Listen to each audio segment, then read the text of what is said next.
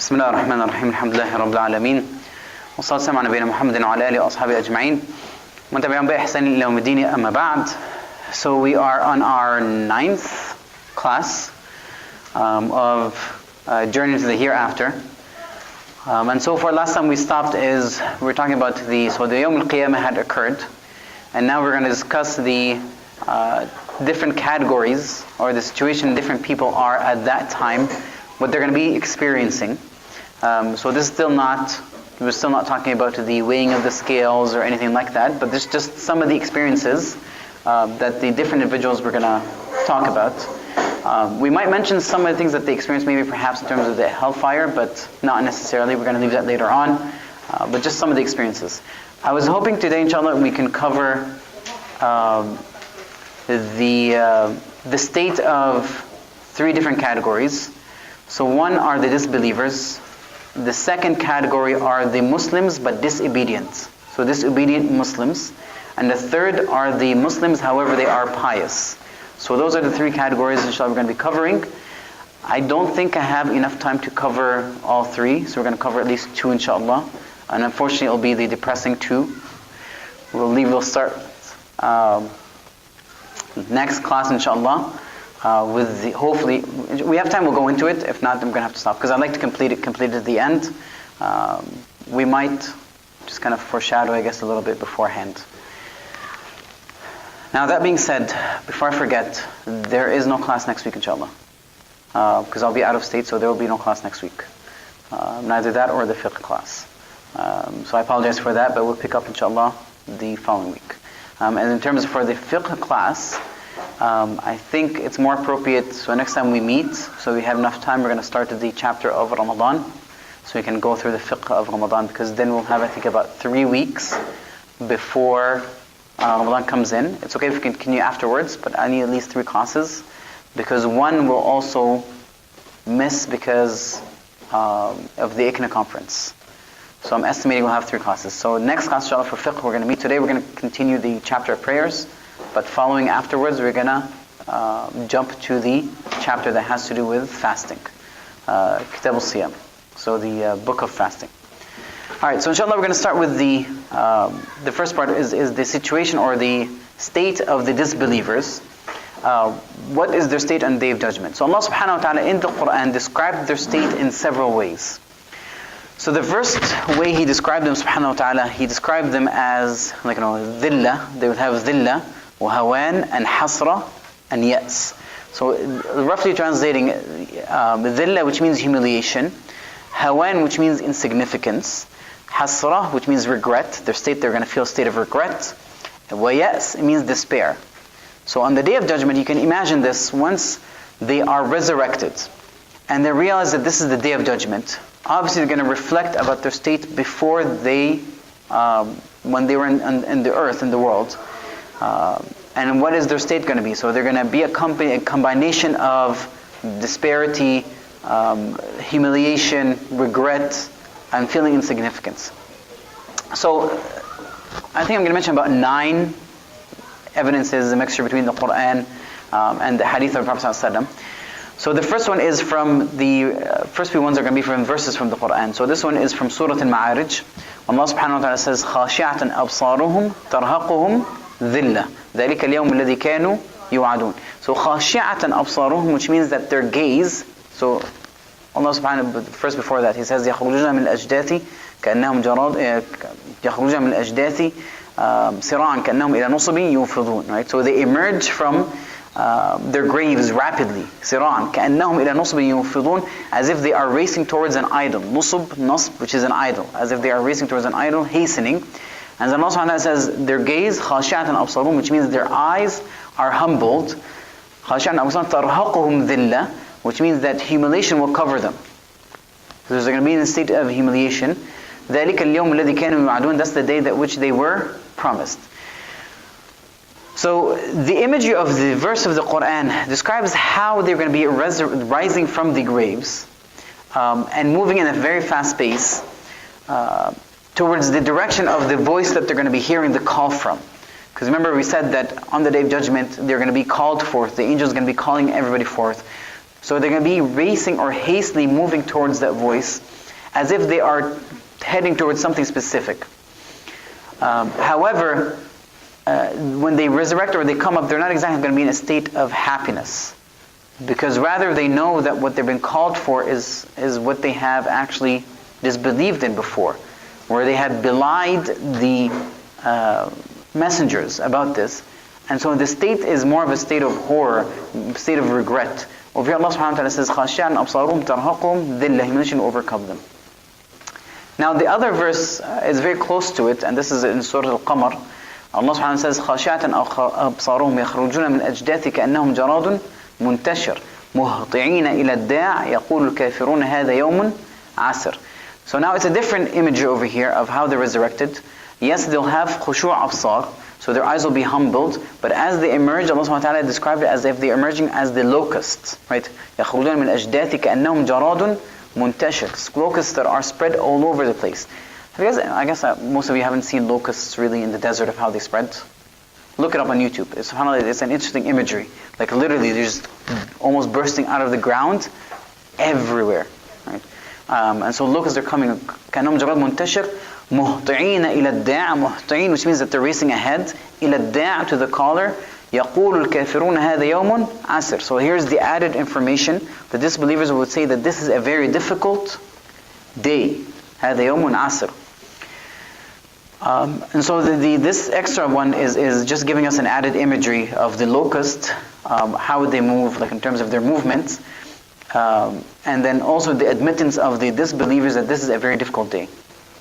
Now a third verse from the Quran give us an added information is what they're going to be saying or calling to themselves. So as they say, يَنَادُونَ بِالْوَيْلِ وَالثُّبُورِ, when the horn is blown. And they ask, what is it that resurrected them? So the verse says, وَنُفِخَ فِي الصُّورِ فَإِذَا هُمْ مِنَ الْأَجْدَاثِ إِلَىٰ رَبِّهِمْ يَنْسِلُونَ قَالُوا يَا وَيْلَنَا مَنْ بَعَثَنَا مِنْ مَرْقَدِنَا. So they say, and the horn will be blown, وَنُفِخَ فِي الصُّورِ, the horn will be born, فَإِذَا هُمْ مِنَ الْأَجْدَاثِ, as they will come out, once come out from the grave, to their Lord, they will hasten. يَا رَبِّهِمْ يَنْسِلُونَ. What are they going to say? قَالُوا يَا وَيْلَنَا. They're going to say, oh, woe to us. So this is a woe to us. Like, I know what's going on. Who has raised us up from the sleeping place? Man ba'athana min marqadina. But here's the question though. Those disbelievers, wouldn't they already be experiencing some sort of punishment in the grave?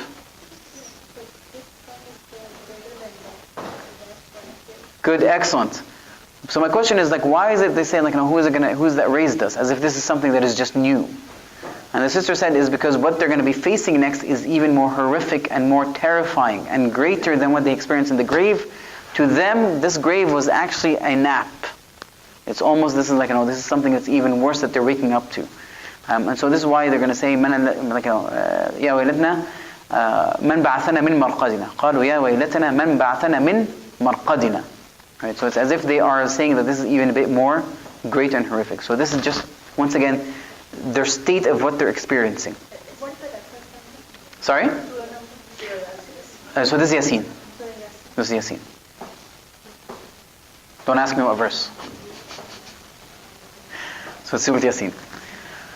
Alright, now the fourth verse again, Allah subhanahu wa ta'ala even adds further bit more of imagery in their state. So Allah subhanahu wa ta'ala in this one, and so this is from Surah Ibrahim, Allah subhanahu wa ta'ala says, وَلَا تَحْسَبَنَّ اللَّهَ غَافِلًا عَمَّا يَعْمَلُ الظَّالِمُونَ إِنَّمَا يُؤَخِّرُهُمْ لِيَوْمٍ, here's the description, تَشْخَصُ فِيهِ الْأَبْصَارِ مُهْطِعِينَ مُقْنِعِي رُؤُوسِهِمْ لَا يَرْتَدُّ إِلَيْهِمْ طَرْفُهُمْ وَأَفْئِدَتُهُمْ هَوَاء. So he's describing the state of the disbelievers on the judgment. He says, and don't think that Allah subhanahu wa ta'ala is unaware of what they're doing. He only delays them, delays their account for a day. This is the description. Their eyes will stare in horror. Now this is saying that their eyes will be fixed, that they're not moving left or right. It is actually fixed. So their heads are upraised and fixed, racing ahead Their rays مهطعين رؤوسهم, which means that their heads are elevated. مهطعين مقنعي رؤوسهم, which means that their heads are elevated, obviously forcefully, because they can't move their gaze. لا يرتد إليهم طرفهم, their gaze does not come back to them. وأفئدتهم هواء, and their hearts are void. Which means essentially what they're saying is that their heads are upraised and fixed out of a state of horror, unable to even glance back again. So you know when you're terrified about something, you're just staring at something? Like you just can't move. They show this usually sometimes in movies, a person when they see something very terrifying, they just kind of stand there and stare. This is their state. They're very terrified of what they're going to be experiencing next. And so their heads are elevated. So you can have this imagery of a person just looking up, their heads just fixed, and they're running forward, just staring. وَأَفْئِدَتُهُمْ هَوَاء, which means that their hearts are void. Void of what? It says وَأَفْئِدَتُهُمْ هَوَاء. Void of what? From the shock, maybe? Yeah, from shock, right? No thought, nothing going through their head, just, I guess, complete horror, I guess, right? Just emptiness, okay? They're unable to remember their past, unable to think, unable to do these things. You know, they just freeze out of shock. You know, some people get scared. They tend to do one of three things. Either freeze, or run, or attack, right? No, but these guys are going to, there's absolutely nothing going through their head. They just kind of freeze, completely go blank. And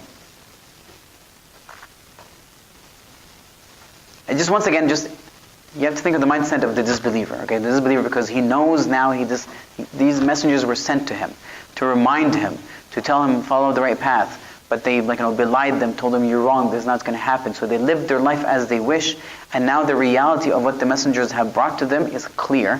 And so you can, this is the state of horror they're in.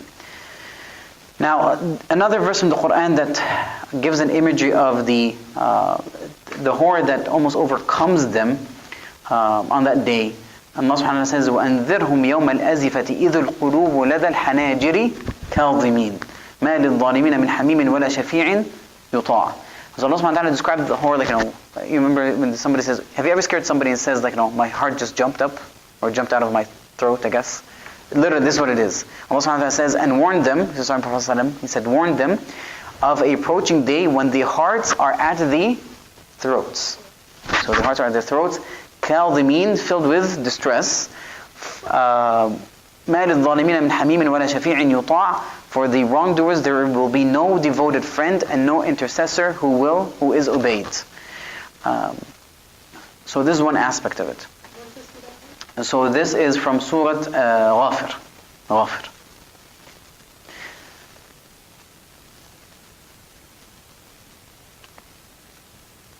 Now, it's not just that it's enough that this is the horror they're coming, but they're also going to be coming as on Day of Judgment. Prophet ﷺ said they will also be, actually Allah subhanahu wa ta'ala mentioned this in the Quran, they'll be chained and they will come with specific kind of clothings. And I think we mentioned this verse in the Quran before. It's also from Surah Ibrahim. And I did mention, I think, when I said يَوْمَ تُبَدَّلُ الْأَرْضُ وَالسَّمَوَاتُ وَبَرَزُوا لِلَّهِ الْوَاحِدِ الْقَهَّارِ. And then Allah subhanahu wa ta'ala says وَتَرَى الْمُجْرِمِينَ يَوْمَئِذٍ مُقَرَّنِينَ فِي الْأَصْفَادِ, which means that the day of judgment, those criminals will be bound, chained, and shackles. وَالْمُقَرَّنِينَ فِي الْأَصْفَادِ سَرَابِيلُهُم مِّن قَطِرَانٍ, which means that they are their clothing is from liquid pitch. You guys know what liquid pitch is? Sorry? It's tar. It's something like tar. You're right. It's something very, very, very close to tar. Where sometimes they used to put it on boats, but also now they put it in the pavements. So from qatran, from liquid pitch, مقرنين في الأصفاد صاربيهم من قطران وتغشى وجوههم النار, which means that the fire will cover their faces. So their faces is covered with fire. So that is the state on the Day of Judgment. So it's not just that they are horrified and terrified, but actually they will also be chained. Now one might comment is why are they chained? It's an indication of humiliation. When you humiliate somebody, you chain them. But maybe perhaps, Allahu A'lam, this is going out on a limb, is when they had freed themselves from obeying Allah subhanahu wa ta'ala. They're going to be forced on the Day of Judgment to be chained. this is just going on a limb, right? So it might not be true in terms of interpretation, but maybe just an imagery. Why? Because whenever you want to say, I want to be free from any obligations, on the day of judgment, that's it. There's no more. So you're going to be forced into those chains as a disbeliever. Wallahu a'lam. So this is the change before before everything, what we are... They'll also be going to be chained in the hellfire. Yeah, I thought this, that's why I asked, I thought this is referring to them in the hellfire. No, also no, on the day of resurrection, when they are, because remember when we were going to be resurrected, they're going to be naked, and then we're going to be clothed. The believers are going to be clothed from things that are beautiful, but the disbelievers are clothed from things like that. So this is even maybe perhaps, wallahu alam, before they enter the hellfire. And now in another hadith, so this now we're going to switch a bit to the hadith. Allah subhanahu wa ta'ala is describing, the Prophet sallallahu alaihi wasallam describes how the sun will become very close to our heads. And people will be starting to sweat, each one to a level based on their deeds. And so the hadith of Prophet sallallahu alaihi wasallam, so this is Sahih Muslim, Al-Maqdad ibn Aswad, he said, سمعت رسول الله صلى الله عليه وسلم يقول تدنى الشمس يوم القيامة من الخلق حتى تكون منه كمقدار ميل. So the sun will be brought closer to the heads until there's only a distance of a mile from their heads.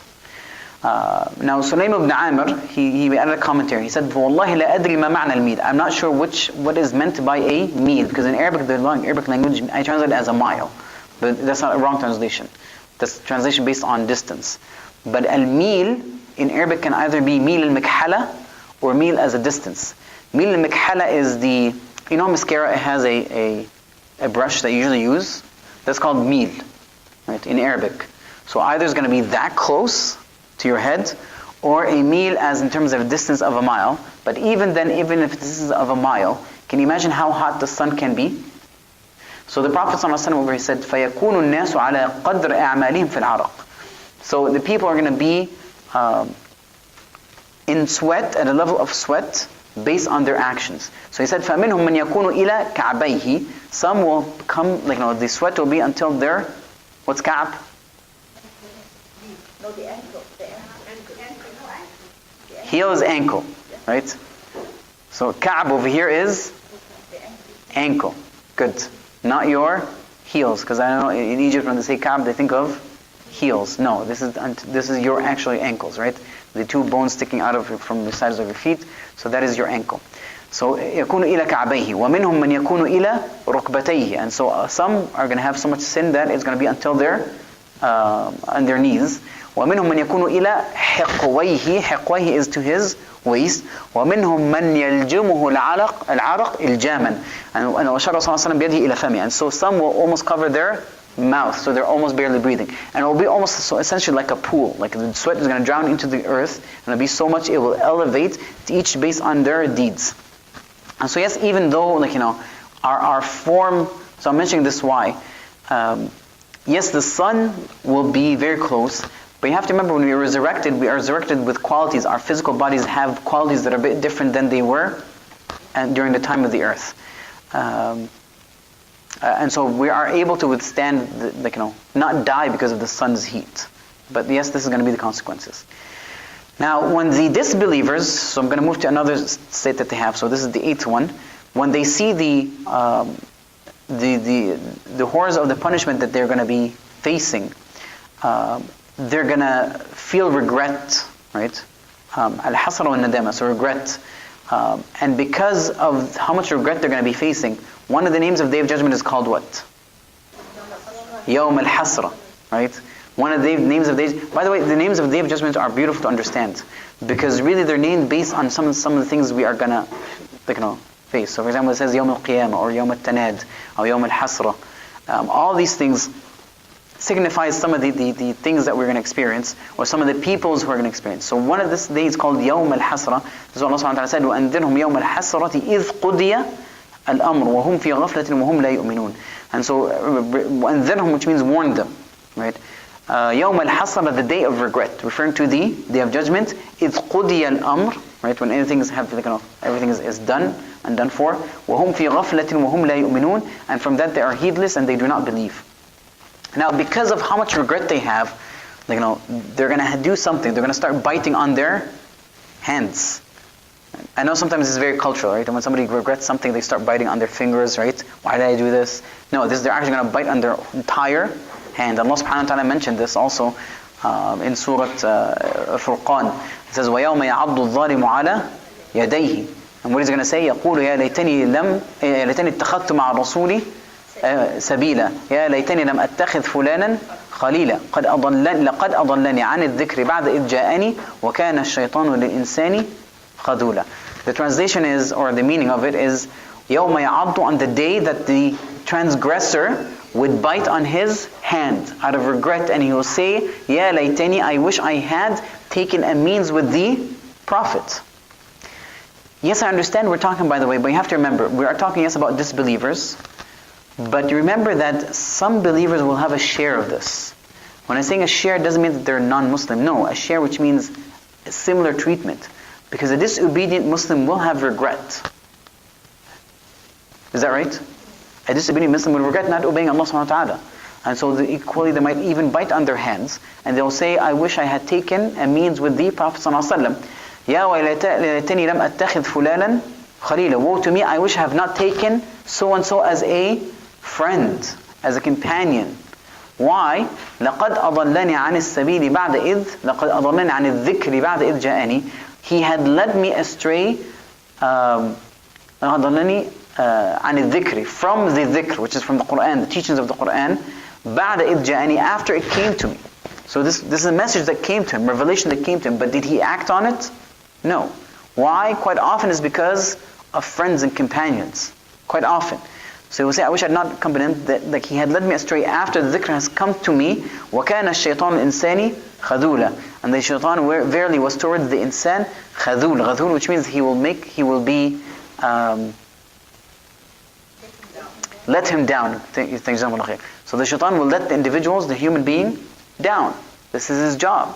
Right? The shaitan's job is not to uplift you and help you and support you. Is that his job?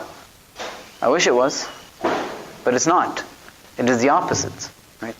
All right. Now, I'm wondering if this should be the last one. This is the last one I'm going to mention in that category in terms of their state. Of some of the emotions and the feelings that they have include that they wish they did not exist. They'd wish that the earth would swallow them, right? Or that it would turn into sand. And we see this clearly in two verses from the Quran. One is in Surah An-Nisa, the other one is in Surah An-Naba. In Nisa, Allah subhanahu wa ta'ala says, يَوْمَئِذٍ يَوَدُّ الَّذِينَ كَفَرُوا لَوْ تُسَوَّى بِهُمُ الْأَرْضِ. Asr Rasul, sorry. So what is the verse? The verse is, يَوْمَئِذٍ يَوَدُّ الَّذِينَ كَفَرُوا وَعَصَوُا الرَّسُولِ. Right? لَوْ تُسَوَّى بِهُمُ الْأَرْضِ. So, on the day, يَوْمَئِذٍ, which means on the day, يَوَدُّ, which means they would desire, or they would wish, those who disbelieved and disobeyed the Prophet ﷺ, if the earth would, tusawa, which means, no, well, I translated it as swallow them, but tusawa also means to be leveled. So the earth would level them. So it also means swallow them, because if they got swallowed, they'll be leveled. And then the other verse for some is Surah An-Naba, وَيَقُولُ الْكَافِرُ يَا لَيْتَنِي كُنْتُ تُرَابًا. And the day that the disbeliever would say, I wish I was dust. Why would he say that? Sorry? Yes, he wouldn't be suffering, but he saw something, by the way. Exactly. After Allah subhanahu wa ta'ala judges between the animals, because some animals transgressed on other animals, so even that will be judged. After that, Allah subhanahu wa ta'ala tell them be dust, and so they become dust. And so the disbeliever would say, I wish I was dust. So that is the state. Now, one aspect also we have to understand on the Day of Judgment, when it comes to the disbelievers, is that their actions, their deeds, tuhbat, which means it will be nullified, right? Erased, not accountable for. And now if you want to think about the disbelievers, I guess you can divide their actions into two categories. One category is basically transgression, right? Tughyan and baghi, if said. Transgression, evil actions, and the likes. The other types of actions really are considered good actions. Like things that they were doing, that they were thinking are good. Maybe they're using it to get closer to what they think is a God. Even the Jews and the Christians, they perform actions and deeds, they give sadaqats, they do prayers that they think that will help them. So those are two different categories. So obviously the first category, the ones who have performed transgressions, that transgression on the day of judgment will be a sort of darkness for them. And by the way, every transgression, every dhulm on the day of judgment will be a darkness. The Prophet ﷺ said, "Al-dhulmu dhulumat yawm al-qiyamah." Injustice, dhulm, I guess you can translate as injustice. Transgression will be darkness on the day of judgment, a source of darkness. This also goes to the believers. Because unfortunately as Muslims we sometimes wrong others unjustly, we commit injustice. That will be a source of darkness for us on the day of judgment. So we have to be very careful. So Allah subhanahu wa ta'ala said, أَوْ كَظُلُمَاتٍ فِي بَحْرٍ لُجِّيٍّ يَغْشَاهُ مَوْجٌ مِنْ فَوْقِهِ مَوْجٌ مِنْ فَوْقِهِ سَحَابٌ ظُلُمَاتٌ بَعْضُهَا فَوْقَ بَعْضٍ إِذَا أَخْرَجَ يَدَهُ لَمْ يَكَدْ يَرَاهَا. And so Allah subhanahu wa ta'ala said in this verse, talking about those transgressors, right, the disbelievers or the transgressors, He would say, or they are like darknesses within an unfathomable sea. So Allah subhanahu wa ta'ala is describing the darkness in the sea. So He's going to discover 3 levels of darkness. He said, بَحْرٌ لُجِّيٌّ يَغْشَاهُ مَوْجٌ, right? So there is a wave upon a wave. Interestingly speaking, like science, I can't remember when exactly, they discovered actually in the sea there is 2 levels of waves. This upper level, and then in the mid of the ocean there's another level of wave. So Allah subhanahu wa ta'ala is saying a wave above a wave, right? So a wave above it is a wave. So now we're talking about the level over here at the bottom. Above it is a wave. يَغْشَاهُ مَوْجٌ مِنْ فَوْقِهِ مَوْجٌ مِنْ فَوْقِهِ Sahab, above it is a cloud. So darkness, some upon other. So imagine a night. So now you are in the deepest level of the ocean. Above it is another wave level. Above it is cloud. Allah subhanahu wa ta'ala described it, إِذَا أَخْرَجَ يَدَهُ, if he takes out his hand, لَمْ يَكَدْ يَرَاهَا. If you go at that level of the depth of the ocean, below that second wave, literally you cannot see very much in front of you. You can just barely see. لَمْ يَكَدْ يَرَاهَا. He barely sees his hand. So Allah subhanahu wa ta'ala described that as a source of darkness from them. Now the second category of those disbelievers is once again actions that they actually believe that they're pious, that will get them closer to Allah subhanahu wa ta'ala. What will happen to these actions? جَعَلْنَاهُ هَبَاءً مَنْثُورًا. What does that mean? Scattered away, right? I'm going to mention just 2. There's many verses to be honest, but I'm just going to mention 2. One is in Surah An-Nur, the other one is in Surah Ali Imran. Allah subhanahu wa ta'ala said, وَالَّذِينَ كَفَرُوا أَعْمَالُهُمْ كَسَرَابٍ بِقِيعَةٍ يَحْسَبُهُ الظَّمْآنُ مَاءً حَتَّى إِذَا جَاءَهُ لَمْ يَجِدْهُ شَيْئًا وَوَجْدَ اللَّهُ عِنْدَهُ فَوَفَّاهُ حِسَابًا وَاللَّهُ سَرِيعُ الْحِسَابِ. So the translation is, but those who disbelieve, their deeds, talking about their deeds, are like a mirage, right? كسراب بقيعة, in the lowland, يحسبه الظمآن ماءً. If you ever went to the desert, don't you guys see a mirage? It really does look like water, right? And so a person who's thirsty, obviously it will be alluded to him that it is water. So this person who sees it thinks it's water, which thirsty person thinks is water, until when he comes to it. So that's referring on the day of judgment. Okay, so when he comes to that now, okay, let's see what it is. He finds that it was nothing at all. But he finds Allah subhanahu wa ta'ala before him, and He will pay him in full, in His full due. And Allah subhanahu wa ta'ala, His judgment is swift. Okay. Now the question is, why is it that it's as a sarab? Why is their actions considered as a mirage? It's a beautiful simile, right? They think that they're doing something is good. And so it's like the mirage. They think it is water. So they think this is something that is good, but it's not. Like all their deeds is just a mirage. They disappear. Why? Because they have committed an action that will eliminate all this. What is that action? Disbelief in Allah subhanahu wa ta'ala, or worshipping other than Allah subhanahu wa ta'ala. Now there's another imagery most people sometimes don't understand. And this is an imagery of almost like a very strong wind. that overcomes the crops. This is one specifically from Surah Al-Imran. And I like this because it mentioned this. So he said, subhanahu wa ta'ala, he said, مَثَلُ مَا يُنْفِقُونَ فِي هَذِهِ الْحَيَاةِ الدُّنْيَا, right? كَمَثَلِ رِيحٍ فِيهَا صِرٌ أَصَابَتْ حَرْثَ قَوْمٍ ظَلَمُوا أَنفُسَهُمْ فَأَهْلَكَتْهُ وَمَا ظَلَمَهُمُ اللَّهُ وَلَكِنْ كَانُوا أَنفُسَهُمْ يَظْلِمُونَ. So Allah subhanahu wa ta'ala said, the example of what they spend in this worldly life. So they're spending, feeding the poor, building churches, whatever they feel is almost like a good deed. The example of what they spend in this world is like that of a wind containing frost. Okay, a wind, cold wind that has frost that strikes a harvest of people. So if frost ever afflicts a crop, what happens to the crop? It dies, right? Frost kills crops. So the harvest of people who have wronged themselves, which means that they sinned and destroyed it, and Allah subhanahu wa ta'ala has not wronged them, but they have wronged them. Now, As-sir over here is the cold wind, right? And so these strong winds, this is an example of what? Spend their money just to Alright. not for the stuff of So مثل ما ينفقون في هذه الحياة الدنيا كمثل, right? ريح فيها سر, cold wind that has frost. أصابت حرث قوم. Good. So which is what is talking about? The crop is what?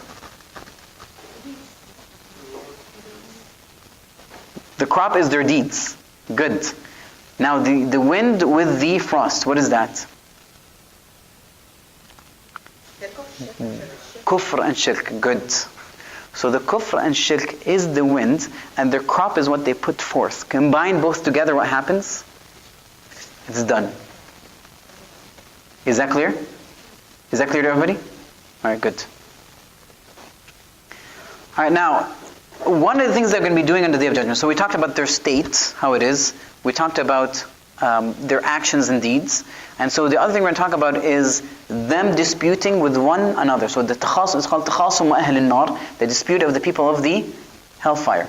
Now, the people, those who are going to be in the hellfire, they're going to be disputing with several things. Okay? Several things. They're going to be disputing with the shaitan. They're going to be disputing with their friends, their idols. Their idols, that's good. And those who they follow. Those who followed them. Anything else? They're going to dispute with? Among themselves, yes. Anything else? That got mentioned. Their own limbs and skin. Yes. Right. So we're going to take this one on the kind. So, and so just remember the state that they're in. Okay. Now they're going to be punished. Now the reality comes in, and so they're going to be fighting and blaming everybody for what they're in. And so even Allah subhanahu wa ta'ala said, even the people, the people who loved one another in this world at that day from Ahl-Nar, they're going to be fighting. وَالْأَخِلَّاءُ يَوْمَئِذٍ بَعْضُهُمْ لِبَعْضٍ عَدُوٌّ إِلَّا الْمُتَّقِينَ. So al-akhilla, which means the ones who loved one another, the close companions, on that day they will be enemies, the worst of enemies, right? Except for the muttaqeen. Because the muttaqeen will not be enemies. On the contrary, because they were helping one another. They were aiding. Allah subhanahu wa ta'ala would actually remove any sort of hatred among their hearts. It's the opposite. Alright. Now, one thing that will happen is that the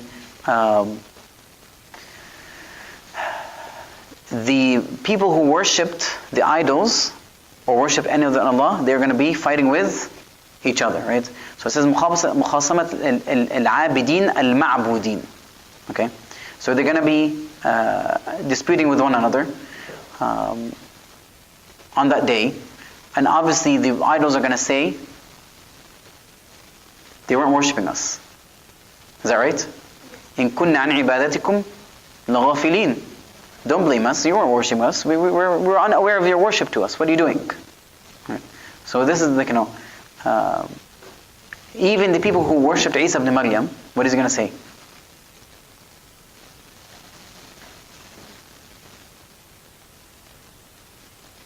So Allah subhanahu wa ta'ala is going to ask Isa, right? Allah subhanahu wa ta'ala says, Ya Isa, إذ قال الله يا عيسى ابن مريم أأنت قلت للناس اتخذوني وأمي إلهين من دون الله. Did you tell people to take me and my mother as gods من دون الله and other than Allah subhanahu wa ta'ala or in association with Allah subhanahu wa ta'ala? And so he will say سبحانك ما يكون لي أن أقول, right? ما ليس لي بمن علم. So سبحانك, which means glory to you, far you from all defects.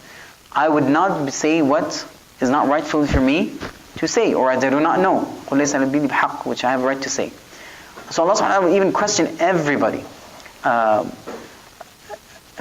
And so Allah subhanahu wa ta'ala also says, وَإِذَا رَأَى الَّذِينَ أَشْرَكُوا شُرَكَاءَهُمْ قَالُوا رَبَّنَا هَؤُلَاءِ شُرَكَاءَنَا الَّذِينَ كُنَّا نَدْعُو مِن دُونِكَ فَأَلْقُوا إِلَيْهِمُ الْقَوْلَ إِنَّكُمْ لَكَاذِبُونَ.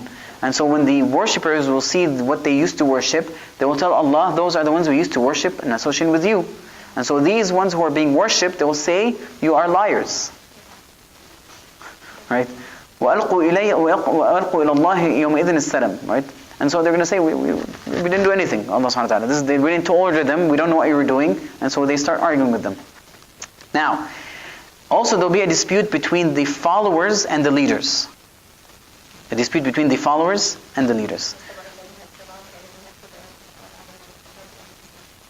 Say that again. اتبرأ الذين تبعوا من الذين اتبعوا ورأوا العذاب وقطعوا.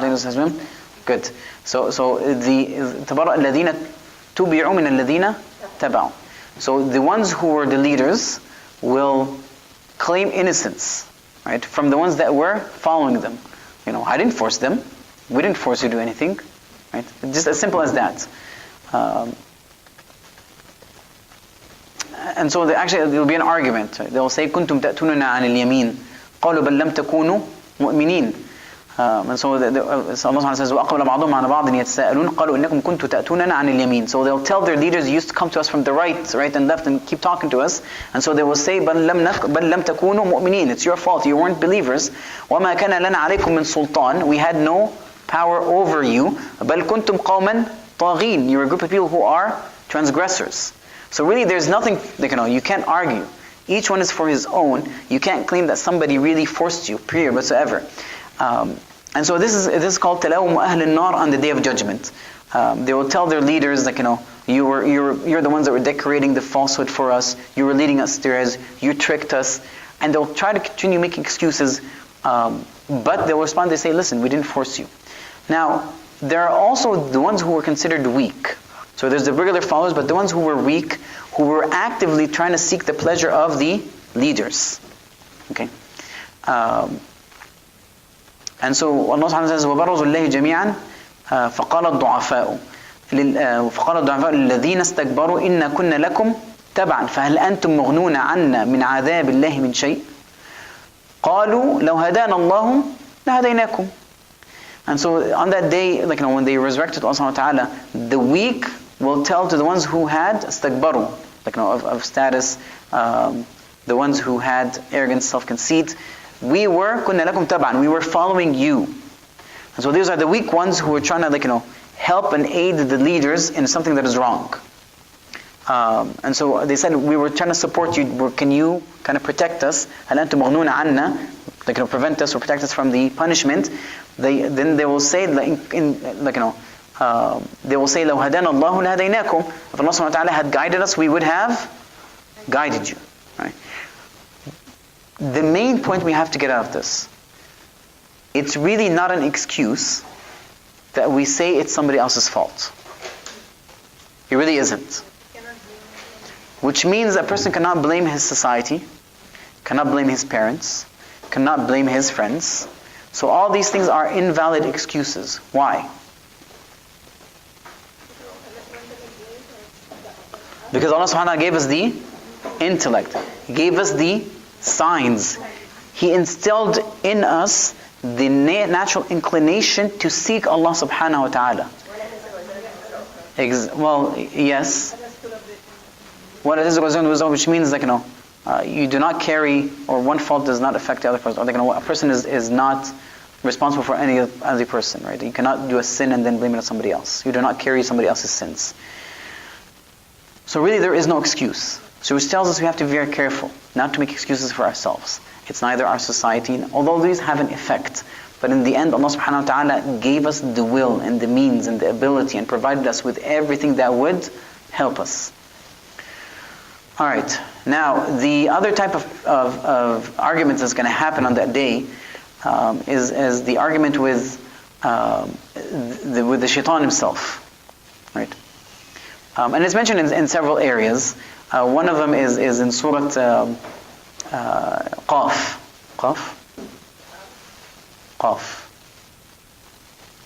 قال قارنه ربنا ما أضغيته. Yes, that is Surah Qaf, right? قال قارنه ربنا ما أضغيته ولكن كان في ضلال بعيد. So on the day of judgment, essentially, one of the things we're going to use is excuses like, it wasn't me, it was the shaitan. Okay? What's the shaitan going to do? He says, ربنا ما أضغيته, right? Oh Allah, right? Or I did not make him transgress. I did not make him transgress. In another verse from the Quran, the shaitan says what? دعوتكم فاستجبتم لي. All I did was I call you and you answered the call. فلا تلوموني ولوموا أنفسكم. Do not blame me and blame yourself. In another place, it makes it worse, right? وعدكم الله وعد الحق ووعدتكم فأخلفتكم, right?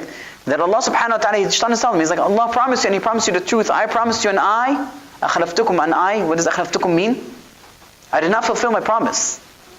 He's telling him this, like, why are you blaming me? Don't blame me. Allah subhanahu wa ta'ala promised you the truth, I promised you something false.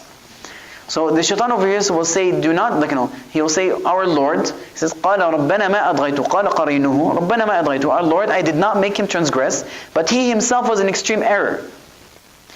And Allah subhanahu wa ta'ala would respond and says, قَالَ لَا تَخْتَصِمُوا لَدَيَّ وَقَدْ قَدَّمْتُ إِلَيْكُمْ بِالْوَعِيدِ مَا يُبَدَّلُ الْقَوْلُ لَدَيَّ وَمَا أَنَا بِظَلَّامٍ لِلْعَبِيدِ. Allah subhanahu wa ta'ala says, Allah says, do not dispute before me. Right? لا تختصموا لدي وقد قدمت إليكم بالوعيد. While I have already presented to you the threat and warning. I already warned you ahead of time. So don't dispute. ما يبدل القول لدي, which means that my word, the words, which is the decree, will not be changed with me, and I never will be unjust to my servants on that day. Alright, now, the dispute will come so much, that will happen that essentially a person will be disputing with himself, with his skin and limbs. Now why would that happen? Because they testify against him. Right? I'm going to mention a hadith from a verse from the Quran. Man, I'm running out of time very quickly. Allah subhanahu wa ta'ala says, حَتَّى إِذَا جَاءُوهَا شَهِدَ عَلَيْهِمْ سَمْعُهُمْ وَأَبْصَارُهُمْ وَجُلُودُهُمْ بِمَا كَانُوا يَعْمَلُونَ قالوا لجلودهم لما شهدتم علينا قالوا أنطقنا الله الذي أنطق كل شيء وهو خلقكم أول مرة إليه ترجعون. And so until when they reach it, right, حتى إذا ما جاءوها, until they reach it, their hearing and their eyes, شهد عليهم سمعهم وأبصارهم, their ears and their sights and their skins will testify against them, and what they used to do. And then they will say to their skin, why have you testified against us? They're arguing with it. Why did you testify? Like, what are you doing? And so they will say, we were made to speak by Allah, who has made everything to speak, and He created you the first time, and to Him you have returned. Right? Now, why would a person, why would Allah subhanahu wa ta'ala make the skin testify? So this argument that happens between a person and his limbs, and this is kind of a strange event. But why would this happen? The Prophet ﷺ had clarified.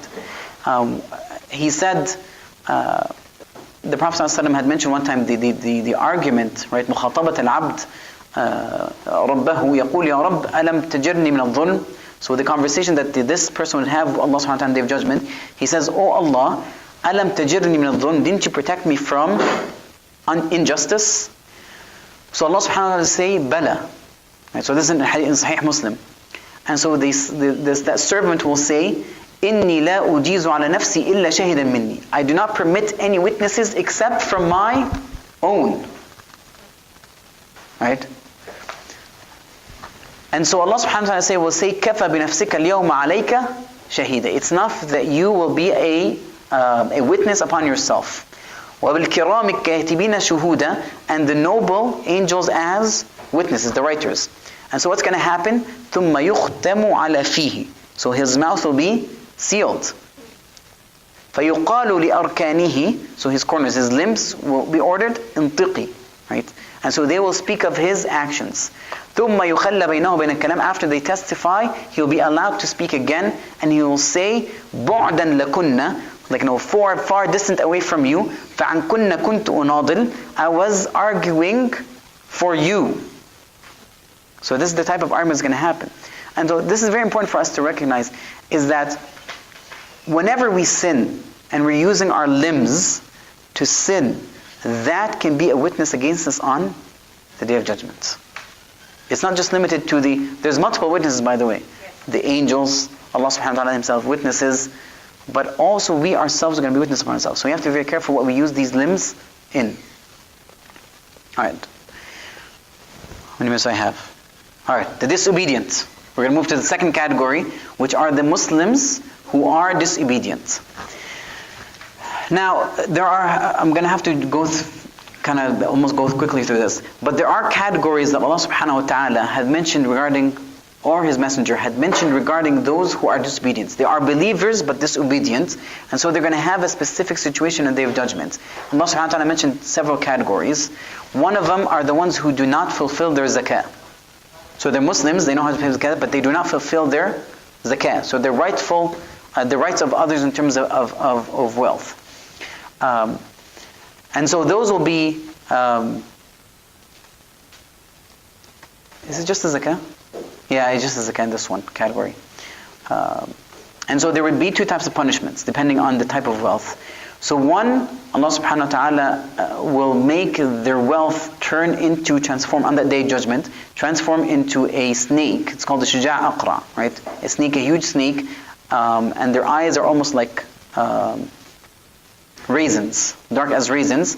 And what they're going to do is that they're going to choke that person, they're going to surround him. And so the Prophet ﷺ said, مَنْ أَتَاهُ اللَّهُ مَالًا فَلَمْ يُؤَدِّ زَكَاتَهُ, whom Allah subhanahu wa ta'ala has blessed with wealth, and he did not fulfill his zakah, مُثِّلَ مَالُهُ يَوْمَ الْقِيَامَةِ, on the Day of Judgment, his wealth will be presented to him as a Shuja' أَقْرَعْ لَهُ زَبِيبَتَانِ, a huge snake. It's called Shuja' أَقْرَعْ, has two zabibas, his eyes are like raisins.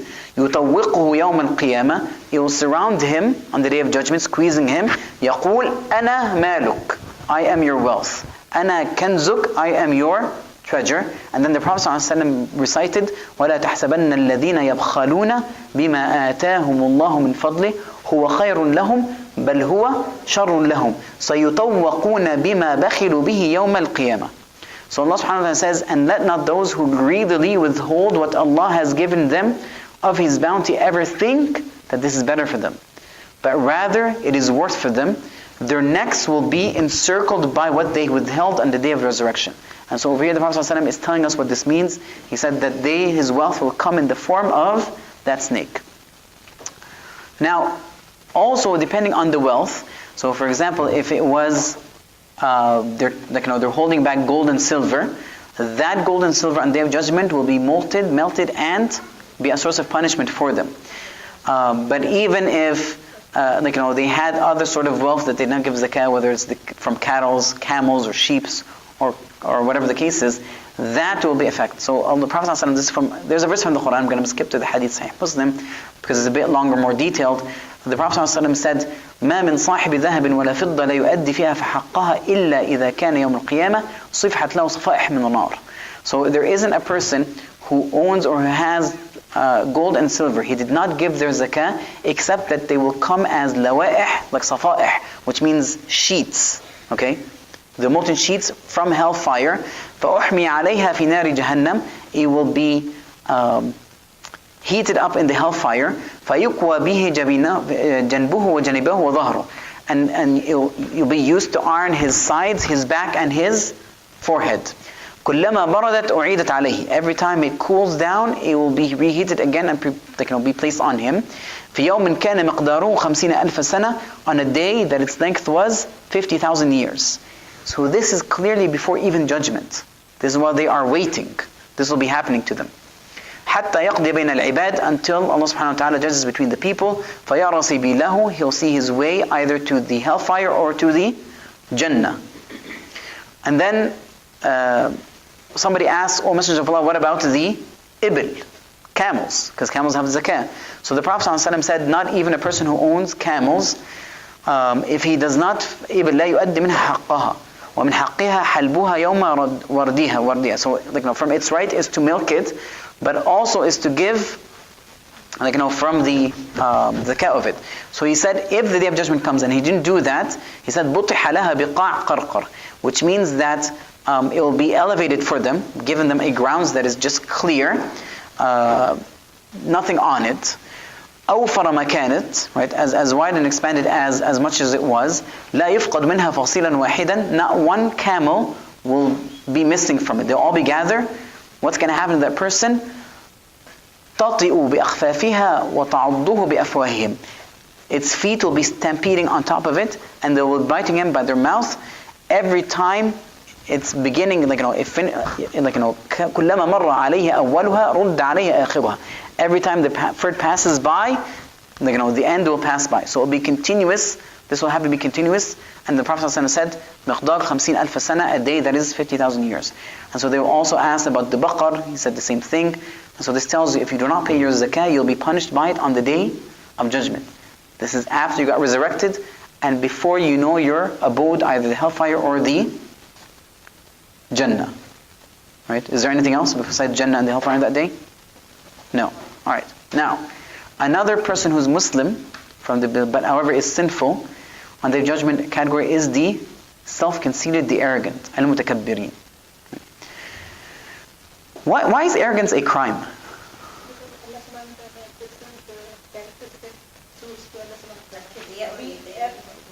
Good. Al-kibriya ridai, right? Kibriya is my garment. But why is it a sin?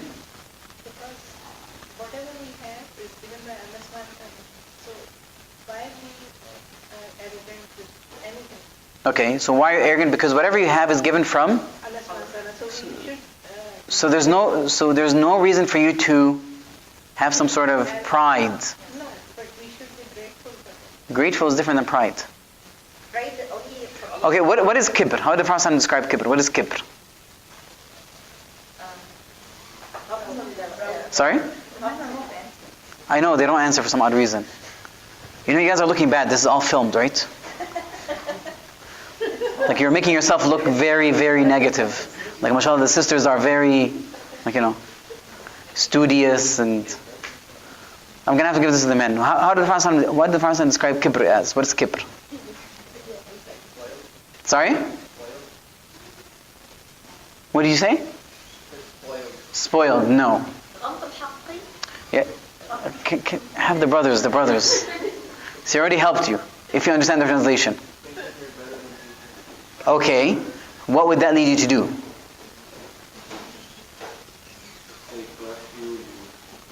It would lead you to look down upon people, but also what? When the truth, decline the truth. Why? Because you feel that you are at a higher status. You're looking down upon every field because you think you are unique. That's self-conceit, arrogance. Now, the question is, why would a person feel this way? Whatever he has that makes him feel that he's better than anybody else, did he earn that from his own? Even if he say where he worked and he became rich because of it, what gave him the ability to work? Where did he get his strength, his intellect? So really there's nothing that would permit a person to have that arrogance. And so on the day of judgment, Allah subhanahu wa ta'ala will deal with that arrogance in a specific way. The Prophet ﷺ said, يُحْشَرُ مُتَكَبِّرُونَ أَمْثَالَ الذَّرِّ يَوْمِ الْقِيَامَةِ, that on the day of judgment, yuhshar, which means that the people will be gathered. Mutakabbirun, the ones who are self-conceit, arrogant, will be gathered. كَأَمْثَالِ الذَّرِّ يَوْمِ الْقِيَامَةِ. الذَّرّ are the children of the ants, babies of the ants. فِي صُورِ الرِّجَالِ, in the image of men who are like size of the ants. يَغْشَاهُمَ الذُّلِّ مِنْ كُلِّ مَكَانٍ, surrounding them is humility from every direction. Now why did the Prophet ﷺ describe as if they are babies of the ant? Because they're insignificant. People are unaware of them, don't care about them, right? They're like, what is this, ants? And they just step on them, right? And so because of that arrogance they had, they'll be treated with the opposite. And so this is why Allah subhanahu wa ta'ala said you reject them that way. But even Allah subhanahu wa ta'ala, I'm just giving you of those people will be the most despised in the eyes of Allah subhanahu wa ta'ala. Because sometimes they even call themselves specific names. Right? For example, one hadith, the Prophet says that the most hated of names to him is Shahin Shah. What does Shahin Shah mean? King of Kings. Right, so this person is so arrogant, he calls himself, I am the... Don't some people do that? Who do you think you are? I'm the King of Kings. Don't talk to me like this. There are people that do that. So this is the most despised of names. And so the Prophet ﷺ said that on the day of judgment, the one who Allah subhanahu wa ta'ala will be most angry with is a person who would call himself, right, the King of Kings. And then he will say, the Prophet ﷺ said, لا ملك إلا الله, لا ملك إلا الله. There is no true king except Allah subhanahu wa ta'ala. So that's one thing. Now a third sin or group of sinners, these ones, Allah subhanahu wa ta'ala, those group of people, Allah subhanahu wa ta'ala will not look at them in the first place. And He will not praise them. So there are categories of sins that if you performed, Allah subhanahu wa ta'ala will not look at you or praise you. And this is meant to kind of scare you away from these things, not to fall into them. So we should not be doing these things. These are things that are hated by Allah subhanahu wa ta'ala. And so among those are the people, I'm going to give you quick examples of them, the ones who conceal the guidance from people. Whether they're from people of the book or Muslims. So a scholar, for example, who's been asked something, but he will conceal that knowledge. He will not relate that knowledge, either to please a ruler or for worldly gains or from personal benefits. A person who does that, Allah subhanahu wa ta'ala would not look upon them on the day of judgment. So Ibn Kathir, for example, he was commenting about وَلَا يُكَلِّمُهُمُ اللَّهُ يَوْمَ الْقِيَامَةِ وَلَا يُزَكِّيهِم. This is referring to إِنَّ الَّذِينَ يَكْتُمُونَ مَا أَنزَلَ اللَّهُ مِنَ الْكِتَابِ وَيَشْتَرُونَ بِهِ ثَمَنًا قَلِيلًا أُولَئِكَ مَا يَأْكُلُونَ فِي بُطُونِهِمْ إِلَّا النَّارَ وَلَا يُكَلِّمُهُمُ اللَّهُ يَوْمَ الْقِيَامَةِ وَلَا يُزَكِّيهِم وَلَهُمْ عَذَابٌ أَلِيمٌ. So those are people that Ibn Kathir is saying ذَلِكَ لِأَنَّ اللَّهَ تَعَالَى غَضْبَانٌ. He said Allah subhanahu wa ta'ala is angry with them.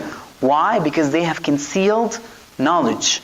And so they are deserving of the anger of Allah subhanahu wa ta'ala. So He will not look at them nor praise them. وَلَا يُثْنِي عَلَيْهِمْ, praise them once again. بَلْ يُعَذِّبُهُمْ عَذَابًا أَلِيمًا. He will punish them a severe punishment.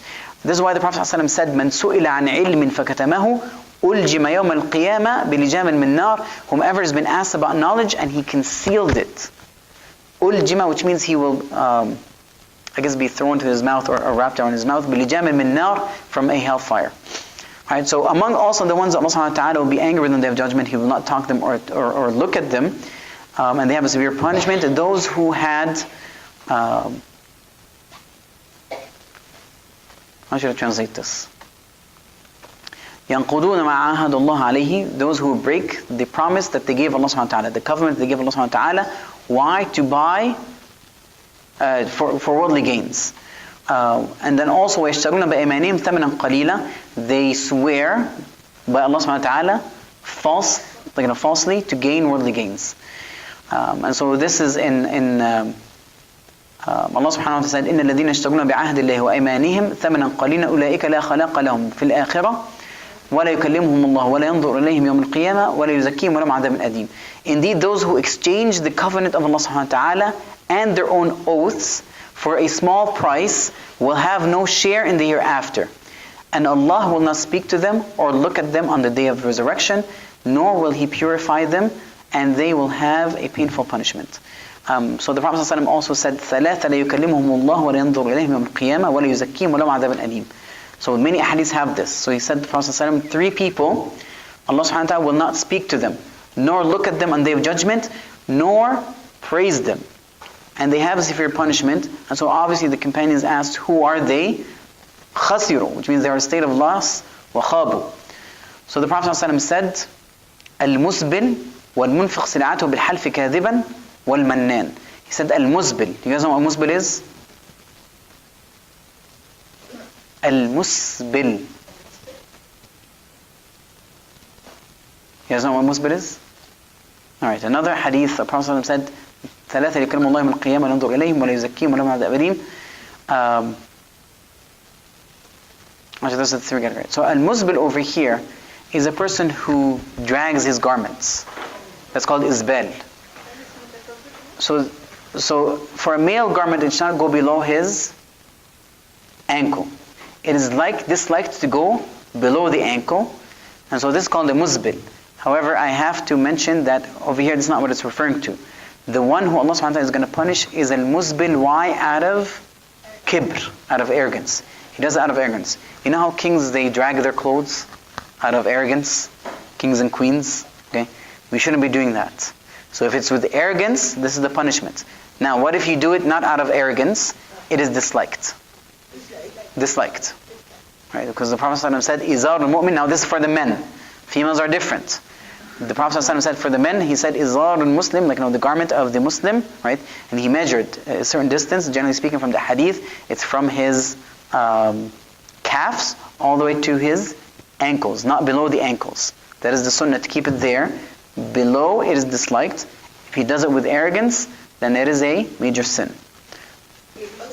No, I said for the men. No, but there is the one the meaning of the hadith,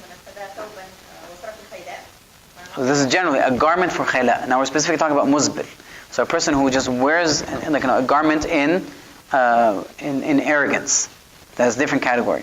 So this is specifically just dragging their feet. Dragging their tail.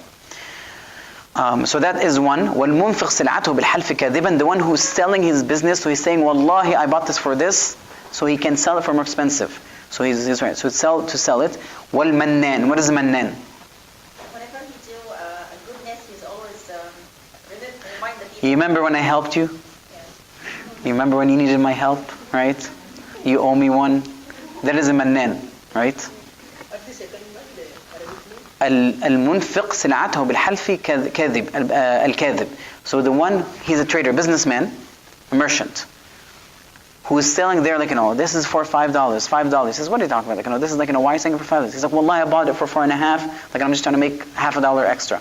Meanwhile, he actually bought it for $1. But he's saying wallahi, so he's using the name of Allah subhanahu wa ta'ala in falsehood, so he can sell his business, his merchandise. And the last one is mannan. All right, the other three categories, another hadith, the Prophet ﷺ said, ثلاثة لا يكلمهم الله يوم القيامة ولا ينظر إليهم ولا يزكيهم ولهم عذاب أليم. The same thing. Allah will not look at them. He will not talk to them, and He will does not praise them, and they have a severe punishment. He said, رجل منع ابن السبيل فضل ماء عنده. A man who has prevented a wayfarer who's traveling, who's lost his way, is unable to continue. He prevented him from water that he's able to give. So I have extra water. He's asking for water. Please give me water. But he didn't give it to them, even though he has extra. وَرَجُلٌ حَلَفَ عَلَى سِلْعَتِهِ بَعْدَ الْعَصْرِ يعني كَاذِبًا. A person who takes an oath upon his merchandise to sell it, which means he's lying to sell it. So he took an oath, he swore by the name of Allah subhanahu wa ta'ala. وَرَجُلٌ بَيَعَ إِمَامًا. A person who gave a covenant, an oath to an imam. فَإِنْ أَعْطَاهُ وَفَّ لَهُ. If this imam gives him something, he will fulfill his oath. And if he did not give him, he did not fulfill his oath. So those are another three categories.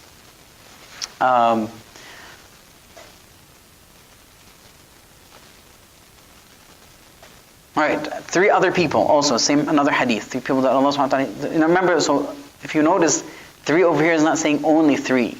The Prophet is just saying three people, three kinds. So it's multiple, obviously. This one, the Prophet ﷺ said, شَيْخٌ زَانٍ وَمَلِكٌ كَاذِبٌ وَعَائِلٌ مُسْتَكْبِرٌ. He said, a shaykh that is a zani, an old person who commits zina. Why?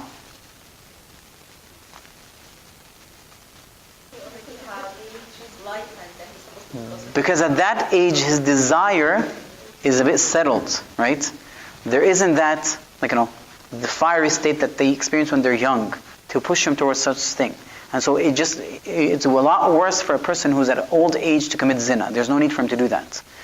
Alright, so that's person. وَمَلِكٌ كَاذِبٌ. A king that is a liar. Why is he punished?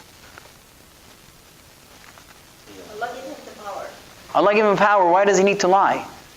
There's no need to lie. And then the third one, وَعَائِلٌ مُسْتَكْبِرٌ, عائل, which means a person who is destitute, a poor, who is arrogant. Do you see the contradiction?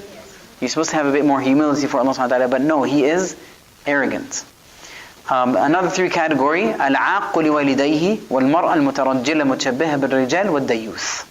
The one who is undutiful to his parents. Right? Some people belittle this, right? Undutiful to his parents. وَالْمَرْأَ الْمُتَرَجِّلَ الْمُتْشَبِّهَ بِالرِّجَالِ. The woman who acts like a man, who resembles, or who likes to look, who acts like men.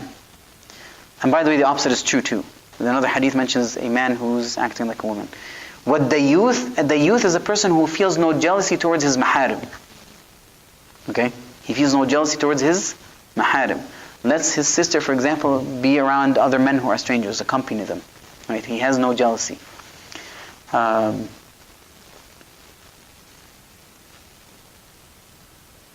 let's move to another category. And I don't have enough time. Sorry? Okay. To be honest, I think we're going to have to stop because I have to start doing fiqh. Unfortunately, I wasn't able to finish that. But the sister is asking, can we stop at a good note? I'm going to mention one, right? Allah subhanahu wa ta'ala, you remember we were talking about the horrors of the Day of Judgment?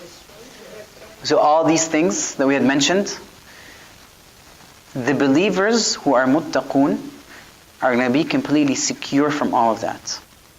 May Allah subhanahu wa ta'ala make us from them.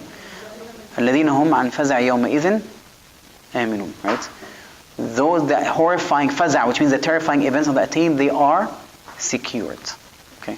So those have a different categories. Hopefully, inshallah, we can go into them next year. But this is just one of them. We're going to explain why they have these things. Okay. So what are the things why are they going to be rewarded in some of these things?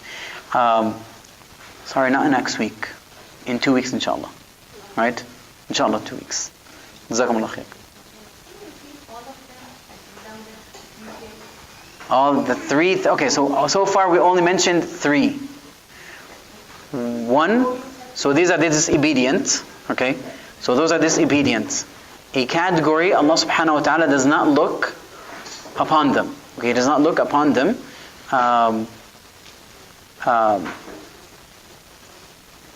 And they're going to be, I guess, it just doesn't look upon them. And then we said the second category, they're going to what? No. These we mentioned this is like the arrogance, all these things. But I'm just generally speaking. So we said the first category of disobedient individuals is going to happen to them.